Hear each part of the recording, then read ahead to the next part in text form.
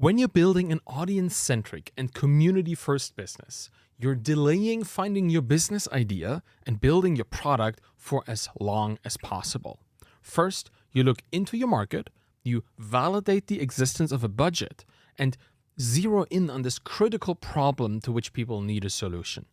And even now, we're not talking about the product just yet, but we will talk about solving the problem. And there's a difference between these two. A solution is a particular approach to overcoming a critical problem. A product is a real-world technical implementation of that solution. These are different and separate steps. So before you dive into building your first product prototype, you must validate that the underlying solution actually solves the problem that you're tackling. And that requires a few things. No service exists in a vacuum. So if you're providing a service to make end-of-month tax reporting easier for small businesses, you'll have to deal with customer expectations. After all, they had to report their taxes long before you built your software-powered solution. They had their own solution. And customers almost always have an existing solution, however well it works, that they're used to. That solution is part of an equally time-honed workflow. Let's stick with the tax reporting example here. Not only did your small business owners report to their tax advisors every month, they very likely established processes to find and collect invoices for expenses, export the invoices they send to their customers, and pull all of this data together in a zip file. They might even have a Dropbox folder somewhere where everyone who purchases something in the company saves a PDF copy of the invoice, or maybe they send an email to a particular inbox, doesn't matter what it is. They will have a workflow. And if you want them to buy your service, your solution better fit into that workflow. A helpful framework to understand this is called jobs to be done. People don't want to buy a hammer and a few nails. They want to hang a picture on a wall. And the tools that we use are secondary to the goal that we want to accomplish. Buying a tool is only a tiny part of the whole journey to getting something done. And it's your job to figure out what that job is and how your solution can make it happen for your customers. You're working against constraints here. These limitations have kept your prospect from finding an optimal solution to their problem so far. Otherwise, it wouldn't be a problem. Maybe they have to do too much by hand or jump through too many hoops to get the results they need. I have found that thinking about inputs and outputs makes this discovery process the easiest. Think of hanging this picture on a wall again. The input here is the picture frame and the wall. That's all you have. The output is a picture that sticks on the wall somehow. And depending on how discerning you are, the specifics of getting it up there, they don't really matter much. Hammer and nail? Great idea. Double-sided tape? That could work. Super glue? Well, might make the picture stick, but probably for a bit too long. The point here is that there are many ways to solve any given problems. How you solve it must fit into the larger world of the person you're serving. If they want a quick-to-remove picture frame, you provide them with a nail and a hammer. If they want a picture frame that even their grabby little toddler couldn't peel off the wall, you give them super-strength adhesive tape. The result, the output, is what matters. What you have to work with, the input, is equally important here. And often, both of these things are incredibly constrained. Your customer likely has no say whatsoever in what the inputs and outputs look like that they have to work with.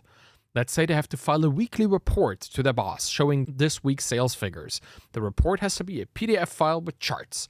They get their sales data as an Excel file from the sales department.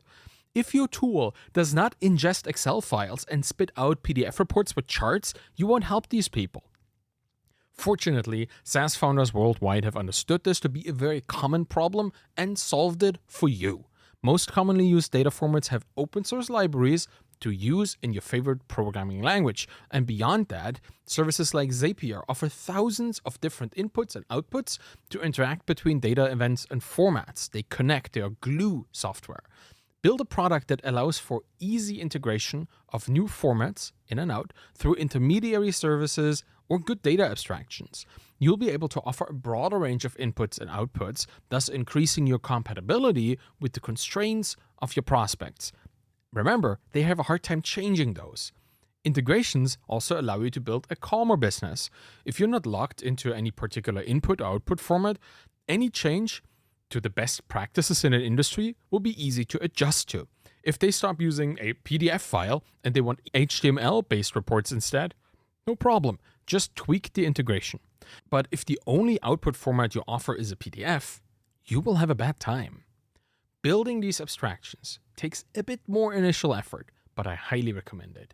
You never know what new regulation might hit your industry, or changing people's workflows there from one day to another. If you want to stick around, it's a good idea to be prepared.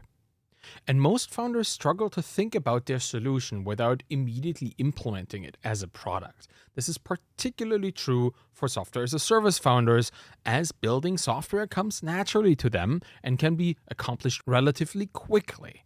Still, you might be better served to do things manually, at least for a short time, while you validate that your solution finds resonance with your prospective customers, not your product, just the attempt at solving the problem. A popular way of ensuring the solution is correct is the concierge approach, doing things by hand for a select few pilot customers.